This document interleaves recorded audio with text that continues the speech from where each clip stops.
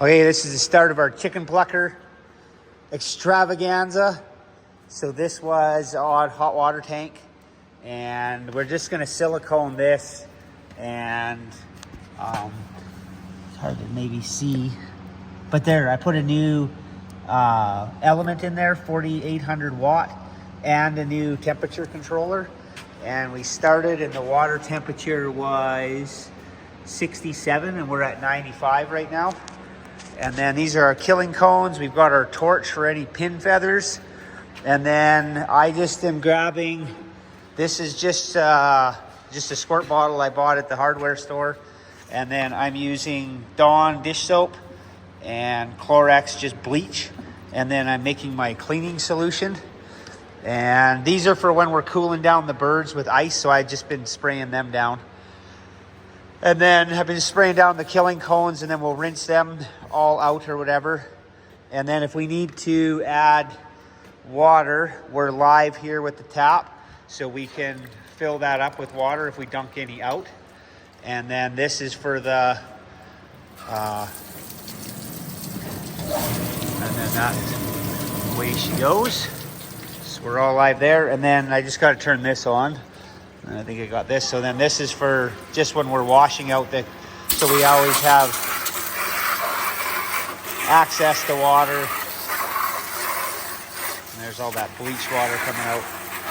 So I think that'll be handy to have everything sorted, ready to go. And then our propane's tied in here. We're going to use this propane setup, and then we're going to have our,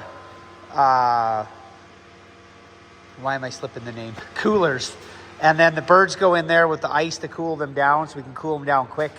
And then we're going to heat this water up separate, and that's what we're going to use the shrink wrap tubes for. So it's coming along nice. What else can I show you? Oh, when I cut that hot water tank, I actually just got this from the dump. The only thing I had to do is cut the thread part out there. So if you find one from the dump where you can unthread these, because that just goes in there like that. And that's the temperature controller for the top. This is the top half. It was all seized, but the top one wasn't. So I ended up cutting it out, and then I cut a piece out of the bottom, kind of lower down, and then that's where you can see I had to weld it all back up in there. So that was kind of a super pain. So if you get away without that step, you would be really handy. It's wired in 220, so I just have it hooked to a welder plug-in right now. And again, I think we plugged it in at 1 o'clock. Yeah, so okay, we are 24 minutes to get it up to 100, and we want this at 150 C. But because it's all insulated, we're just gonna silicone the top of this and make it smooth. But yeah, she's getting warm. So once we have that up to 150 degree scalding temperature, it should be easy. And then the only thing I have to do is I'm gonna put a rack over top, because you can see the element down there. So I don't want the birds to ever be resting on that. And then this is all one unit. So basically we just come in with the little tractor with the pallet forks, and then move this to where we're gonna process and butcher. And then we can put it in the shed when we're done. I'll hopefully keep it, and then just every time we need to use it, just grab it, move it out, and away we go. So yeah, so far she's looking rocking awesome. The scalder was a win, because I was looking online. I should have built one of these, but I didn't have time, and I know I could build one. Not the point. So anyhow, I just bought it, and maybe I'll sell it down the road and build my own homemade one, just so everything's kind of homemade, because everything homemade is cool. And these killing cones, they're like 30 to 50 bucks for them ones, depending where you buy them. So these are just 5-gallon buckets.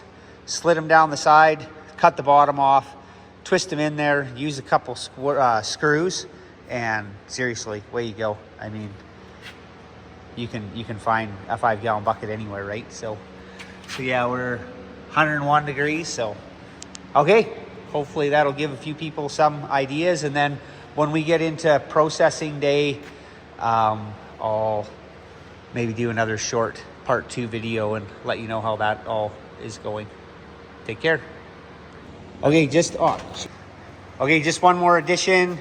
We are 40 minutes and we're up to 123 and a half. So we're getting up there. Okay, so for the thermostat that I bought, the new thermostat. I got it at a local hardware store in Hinds Creek.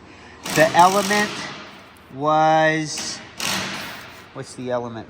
A 4,500 watt, 240. It was 39 bucks. And then the thermostat was the single, because it's meant for the bottom, was 24 bucks. And this was the lower thermostat, so that's good. And then the digital gauge that I got that's on there, 22 bucks. And then the only other thing I got was from Greg's Distributors, was these thermal gloves. And you can buy them from like chicken stores or whatever, and it was 60 bucks. And they're the 26-inch ones, because you can buy the shorter ones. So I think they're like an Ansel brand. Yeah, Ansel, there's the number, size 10, and they're temperature rated. Now, I know I've talked to a lot of people, and they're like, you don't need gloves for when you're dipping or scalding the birds, blah, blah, blah. But I bought the gloves because we are going to be doing, what's it called when we're doing the dipping honey hive boxes, and that honey or the wax is going to be super hot, and we are going to be using these gloves when we do that. So I'm like, who cares? The 60 bucks, and if you try to buy them online anywhere, they're way more expensive. So just go to Greg's, get your set of Ansel gloves, and you'll be good. So I think that kind of covers it off. And then again, I'll keep you posted when we get to processing. Okay, last one, I promise. I just think this thing is super cool. We're at 130 degrees. We're headed for 155, and it's been 44 minutes. So it is the type of thing that when you're getting ready to process in the morning and butcher, you will be wanting to plug this thing on a minimum of an hour ahead of time. But like I said, with the insulation on here, once it's up to temperature, you ain't going to be losing it very fast, and I think it's going to be able to keep up with it.